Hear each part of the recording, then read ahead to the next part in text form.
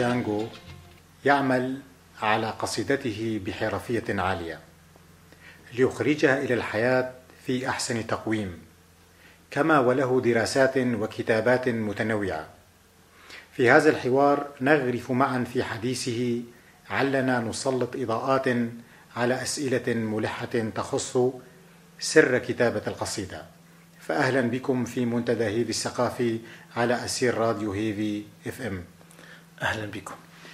نبدأ حوارنا بالشعر، لأنه وحده القادر على إعادة الحياة إلى أرواحنا نحن أبناء هذه الحياة، وعسى أن تسمعنا قصيدة تكون فاتحة لهذا الحوار. لي قصيدة بعنوان ترجمان الغفلة. كمحارب قديم لفظته الأيام إلى هامشها، أقف أمام جدار العزلة أحصي نياشيني وأوسمتي، أشتر ما تبقى من ذاكرتي الملأى بالخيبات بالبطولات، أسرد تاريخ الهزائم وأقصه على أطفال غافلين عما ينسج لمصائرهم من الأقدار. أنا السلف سليل هزائمكم التي ستأتي، قولوا لآبائكم أن يسمعوني أن يتبعوني، فأنا من سيدلهم إلى الهزائم وأهبهم بعضا من نياشيني قبل أن تخبو شعلتي كمنارة مهجورة. فأنا شاهد على كل من عبروا الهاوية حاملين أقدارهم بعد أن تبرأت منهم أشكالهم. انتظروني فأنا ترجمان الغفلة، سأغافلكم وأترجم الحكاية التي تاهت عن لغتكم وأدلها إلي، فأنا ما زلت أجيد كل لغات الحروب وأتقن كل فنون العشق. بداية لو نتعرف على هوية الشاعر صالح جانغو الشخصية. أنا صالح جانغو اسمي المتداول ثقافيا. اسمي الحقيقي صالح عبد الرحمن سعيد، من قرية قلدمان، حيث مارست فيها طفولتي البدايات، وانتقلنا بعدها إلى ديرك، حيث كان بالنسبة لي ولادة أخرى. فمثل الجنين حينما يخرج من الرحم من الوسط الضيق إلى وسط أوسع، يستقبل الحياة بصرخة، لأنه وكأنه يقول لنا بأن هذا الوسط مخيف مرعب بالنسبة له، حيث كان ينعم بالأمان. فأنا كنت أنعم بذاك الأمان في قرية قلدمان، لكن بعد التفاعل مع وسط المدينة على صغرها، لكنها كانت عالما أرحب وأوسع بالنسبة لي، فكانت ولادتي الأخرى بطفولتي في ديرك. وهنا كيف ومتى اكتشفت ذاتك الشعرية؟ كشاعر، حينما أتذكر ذاتي أحيل نفسي إلى مرحلة المراهقة التي قضيتها في ديرك.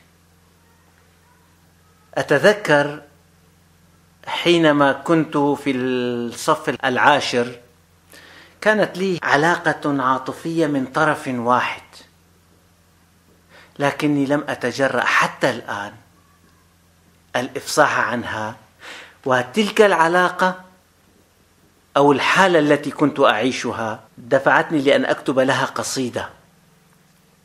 فكان عندنا أستاذ لغة عربية اسمه يونس خلف. في إحدى حصصه كنت أكتب تلك القصيدة، فجاء وأخذ مني الورقة، تلك الورقة التي كنت أكتب فيها القصيدة، ووضعها في جيبه وأخذها معه. عاد في اليوم الثاني وأخذني إلى بيته ومدح بقصيدتي، وكانت قصيدة موزونة. أذكر بعض الأبيات منها، أتذكر حينها قلت: أحسناء بالله العظيم تمهلي، فإن فؤادي باللواعج يغتلي، سرقت لحاظا منك لكن غلبتني، بسرقة قلبي فارحميني واجملي. هكذا كانت بداية القصيدة، والقصيدة طويلة. قال لي الأستاذ بأن لي بدايات موفقة وتنبئ بولادة شاعر. هو هكذا قال. وفي اليوم الثاني أخبر أصدقائي بأن صديقكم شاعر، وحينها صدقت نفسي بأنني ممكن أن أكون شاعرا. فكان أصدقائي يقولون لي: هل تكتب لنا قصيدة كي نهديها لحبيبتنا؟ فأصبحت أصدق نفسي بأنني شاعر وأكتب لهم القصائد. ومن حينها كان لذلك الأستاذ أثر كبير في وضعي على الطريق الشعر. ومن جانب الآخر، مواضيع قصائدك أستاذ صالح من أين تستلهمها؟ الشاعر ليس كغيره من الناس، رؤيته للأمور تختلف. كلنا نعيش ونتفاعل مع هذه الحياة. مواضيع التي أستلهم منها قصائدي هي مواضيع تهم مواضيع مشتركة بين البشر. فهناك هموم عامة يشترك فيها جميع البشر: موضوع الموت، الحياة، الخلود، الحرية، الحب. هذه الأمور المشتركة بين البشر تجعلني أتفاعل معها وأستلهم منها أغلب قصائدي. هذا بالإضافة إلى خصوصية حياتي ومحيطي الذي أعيش فيه. ويمكنني أن أسألك: هل الشعر صناعة أو موهبة؟ طبعا لا يمكن أن يكون هناك شاعر دون موهبة، لكن الموهبة لوحدها لا تكفي، حيث يجب تصقيل هذه الموهبة بالبعد الفكري والثقافي والتاريخي العام، واستكمال الشاعر مفرداته اللغوية التي من خلالها يقوم بنحت قصيدته. فهنا الشعر يعتمد على الموهبة، ولكنه صناعة في نهاية الأمر. وأنت تكتب مطلعا لقصيدة يحوز على رضاك، فيما المقاطع الأخرى التي تكتبها تشعر بأنها دون المستوى. كيف تستكمل أعضاء هذا المولود؟ القصيدة ليس لها زمان محدد لكتابتها. أحيانا ما دمنا نقول بأن القصيدة تولد، فإذا أي مولود يجب أن يكون قد مر بحالة الجنين. فالقصيدة تختمر في داخلي، في ذاتي، من خلال مشاهداتي اليومية، احتكاكي مع الوسط الذي أعيش فيه، أستلهم منها موضوعاتي وتختزن في اللاوعي، وحينها تبدأ الفكرة بالاختمار حتى يكتمل هذا الجنين فيلح علي. القصيدة هي نفسها تلح علي بذاتها، حينها أبدأ بكتابة القصيدة. فعندما أبدأ بكتابة القصيدة وتكون مختمرة الفكرة، يكون كسيل وتدفق من اللاوعي. أكتبه على الورقة بمطلع يستحوذ على رضاي، وأبقى أدير هذا التدفق لحين أشعر معه بأنني أفقد السيطرة على هذا التدفق. حينها أوقف كتابة القصيدة، لأنني إن لم أتمكن من إدارة قصيدتي من بدايتها إلى نهايتها وأجعل منها حالة متكاملة، لا أستطيع أن أعلنها وأنشرها. وهل لديك طقوسا خاصة حين كتابة القصيدة؟ لا، ما عندي طقوس خاصة. أنا أكتب القصيدة حينما تلح، حينما تفرض نفسها علي. لكن بشكل عام كتابة أي إبداع يحتاج إلى الخلوة ويحتاج إلى الهدوء. فأنا أشبه ولادة الإبداع، الحالة الإبداعية، كالخلوة مع المرأة. لا تستطيع أن تختلي بالمرأة أمام جمع من الناس أو في مكان مكشوف. فأحب كتابة القصيدة وأنا مختل بنفسي، حينها أكون صادقا في استدعاء أفكاري. حينما اتصلت معك لآخذ موعدا لإجراء هذا الحوار، قلت لي بأنه يمكننا أن نسجله في منزلك، وهذا كرم منك بطبيعة الحال. وأشرت إلى أنه عندك هدوء غير طبيعي، وأنا أسألك كيف استطاع هذا الهدوء الملاحظ تماما أن يضم ويحتوي هذا الصخب الذي في داخلك؟ بما أنني يقال عني بأني شاعر وأكتب الشعر، لا يأتي الشعر من الفراغ، كما أنه لا يأتي من الاستقرار. فالشعر هو نتاج القلق الداخلي للشاعر. لا يمكن لشاعر أن يكتب قصيدة إن لم يكن في داخله قلق تجاه مواضيع الحياة.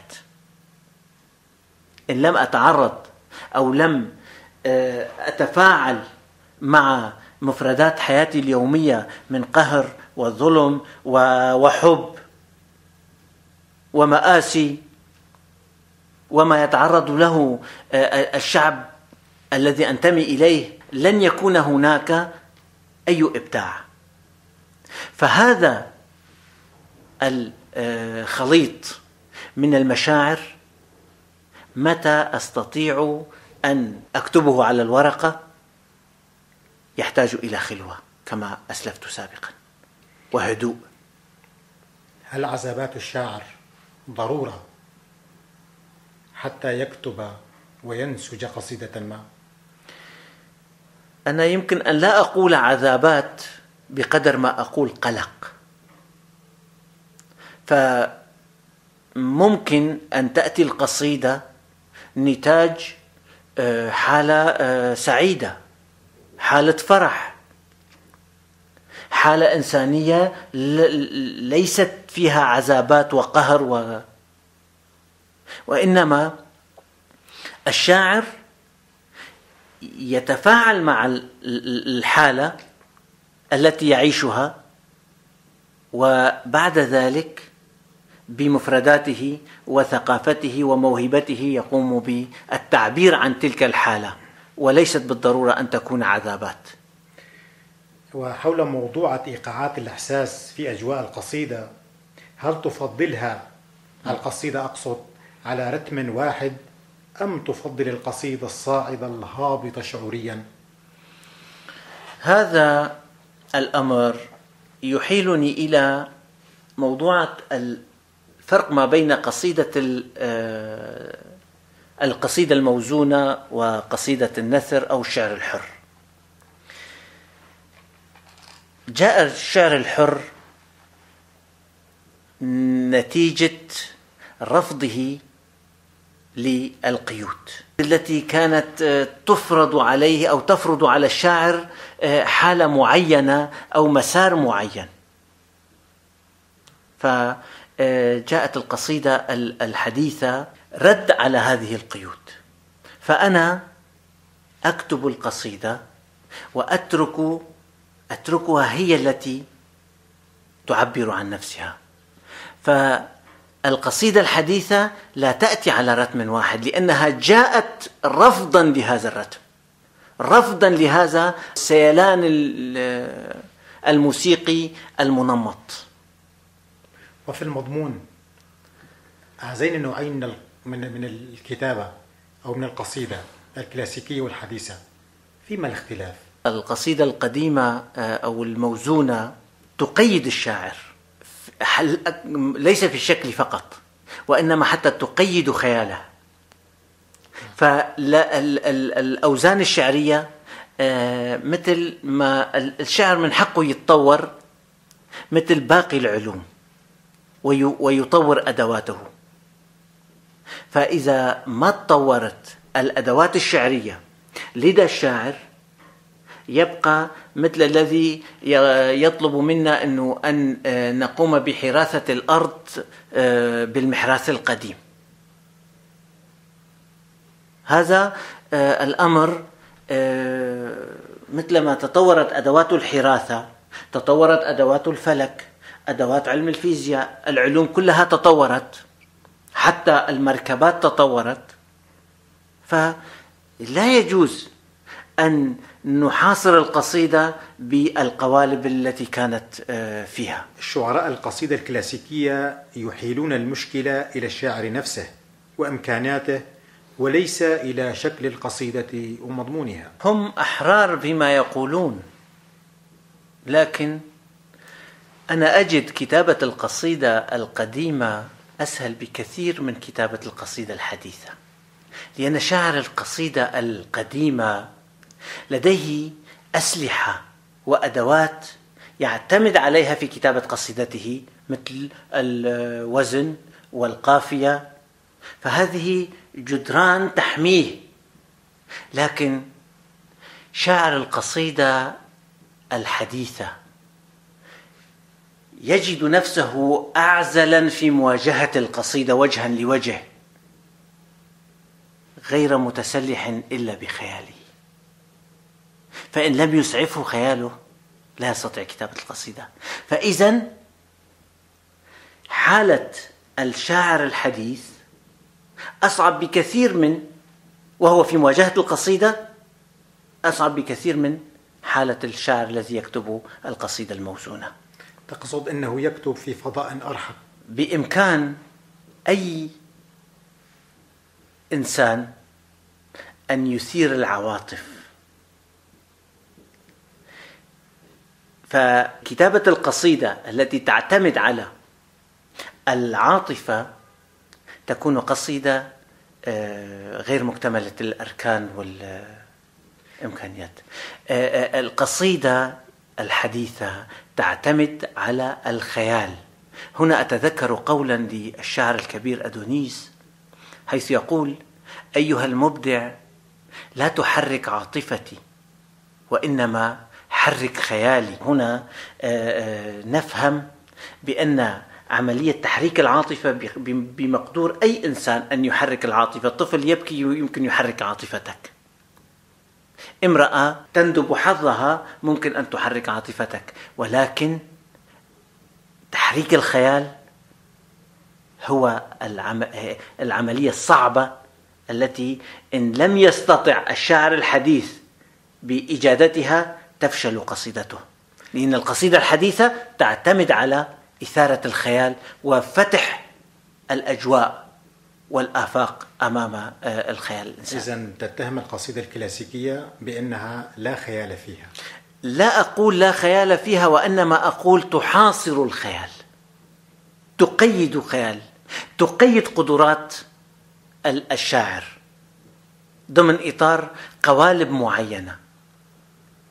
فليست الجملة الشعرية هي التي تأتي على إيقاعات معينة. فالإيقاع في القصيدة الحديثة يعتمد على الصورة الشعرية التي تفتح الآفاق أمام المتلقي. فالقصيدة القديمة ممكن هناك شعراء أبدعوا في قصائدهم، لكن الزمن يتطور ويطور، كل علم يطور أدواته. مصيبة الشعر والمدافعين عن القصيدة القديمة إنهم يعالجون القصيدة الحديثة بأدواتهم النقدية القديمة. فهنا الإشكالية، لأن النقد لم يتمكن من تطوير أدواته ليتلائم مع القصيدة الحديثة. فمعالجة القصيدة الحديثة بالأدوات النقدية والمدارس النقدية القديمة لا يستوي ولا يجوز. فهنا تقع الإشكالية. نحن بحاجة إلى تطوير المذاهب النقدية وتطوير الحالة النقدية بأدوات نقدية حديثة تتلائم وتنسجم مع قدرات القصيدة الحديثة، لأن القصيدة الحديثة لها قدرات هائلة من العاطفة، من الصورة، من الخيال، ومن الجملة المدهشة التي تزرع في مفاصل القصيدة. أيهما أقرب إلى المنبرية من الآخر؟ موضوع المنبر يعتمد على مستوى المتلقي ومستوى الذائقة الشعرية في تلك المرحلة. فهناك من بعض الناس الذين يفضلون، الذين تعودت أسماعهم على سماع القصائد الموزونة، والتي تأتي على شكل أناشيد عسكرية، أناشيد تعتمد على إيقاع معين مرتبط بأدوات موسيقية معينة. فمستوى التلقي هو الذي يحدد نوعية استقبال أو نوعية المنبر أو ما يتم إلقاؤه على المنبر. للقصيدتين شعراؤها وللقصيدتين قراؤها، لكن نحن بحاجة إلى تحديد المستوى التلقي العام. وهذا المستوى كيف تقيمه في هذه اللحظة؟ مستوى المتلقي عندنا، مستوى التلقي مرتبط بالمستوى الثقافي العام. حينما يكون المستوى الثقافي في مجتمع ما عاليا، يكون التفاعل مع القصيدة بذاك المستوى الجيد. فنحن هنا أمام إشكالية، والإشكالية تتمحور حول العطل من الشاعر ومستوى قصيدته، أم العطل من المتلقي ذو الأرضية الثقافية المتدنية. فإذا كانت ذائقة مرتفعة لا يعود يرضى بالقصيدة العادية، وإذا كان المستوى الثقافي العام متدنيا فينمو فيه الشعراء أو يختلط الأمر ما بين الشاعر الجيد والشاعر غير الجيد. وأنت كشاعر هل تحب أن تلقي قصيدة لك على جمع بمستويات ثقافية متعددة وربما متدنية، أم تفضل إلقائها على جمع للمهتمين والمختصين؟ أكتب القصيدة كتعبير عن ما أعانيه أنا على المستوى الشخصي، وبما يتقاطع هذه المعاناة مع المعاناة العامة والهم العام. فأتمنى أن تصل قصيدتي إلى الكل، ولكن أحتاج إلى مستوى معين من المتلقي لكي يفهم قصيدتي، لأنني لا أكتبها للعامة. هنا ألا تخشى من النقد؟ لا أخشى من النقد، لأنني ليست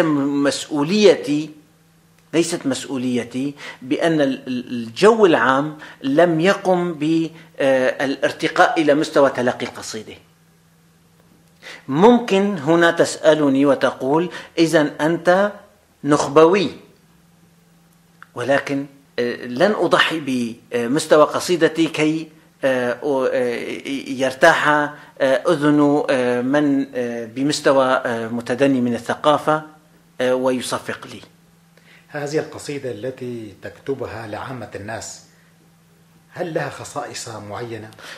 قصيدة التي تكتب للعامة لها فعلا خصائص عامة، خصائص معينة خاصة، وإنما أحب من خلال كتابة القصيدة أن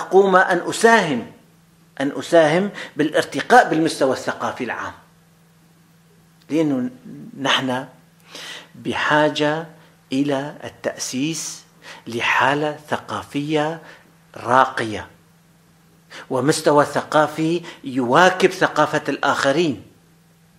لن أقيد نفسي في أجواء من أجل أن تفهمني العامة، وهذا ليس تقليلا من قيمة العامة، لأنني أشتغل على الثقافة وأشتغل على الإبداع. الحالة الإبداعية لن أجعلها ضحية للمستوى المتدني للثقافة العامة. ووظيفتك كشاعر في العمل في رفع السوية أو الذائقة الشعرية لدى الناس أين هي؟ أنا حينما أكتب القصيدة أعتبر المتلقي أعلى ثقافة مني، ودائما لدي هاجس الخوف من المتلقي بأن يكتشف عيوبي في القصيدة ويكتشف تدني مستوى القصيدة. دائما أنا أحترم المتلقي ولا أستسهل كتابة القصيدة، لأنني إذا استسهلت كتابة القصيدة سيستسهلون نقدها وسيستسهلون التعامل معها. فهون الفرق ما بين القصيدة التي تكتب لمستوى معين من الناس الثقافة، وما بين القصيدة التي تستهلك نفسها أو تكرر نفسها في مستوى معين. كيف تستشعر تعاطف الناس معك حينما تكون على منبر ما؟ إلقاء القصيدة فن، وهناك الكثير من الشعراء اشتهروا نتيجة معرفتهم وإتقانهم لهذا الفن، ومنهم الشاعر مظفر النواب، محمود درويش، نزار قباني، حتى أصبحت طريقة إلقائهم للقصيدة يتم تداولها الآن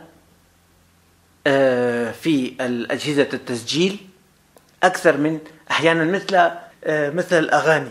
فأنا عندما أكون على المنبر أخلق حالة من التواصل مع المتلقي، وذلك من خلال نبرة الصوت في الصعود والنزول، من خلال التواصل بالنظرات مع الجمهور. فهذه الأمور ضرورية للسيطرة على القاعة حتى لا يشعر المتلقي بنوع من الخروج أو الشرود عن القصيدة. فبخلق هذا الجو أحاول، لا أقول أتمكن، أحاول السيطرة على القاعة أو التفاعل معها أثناء قراءة القصيدة.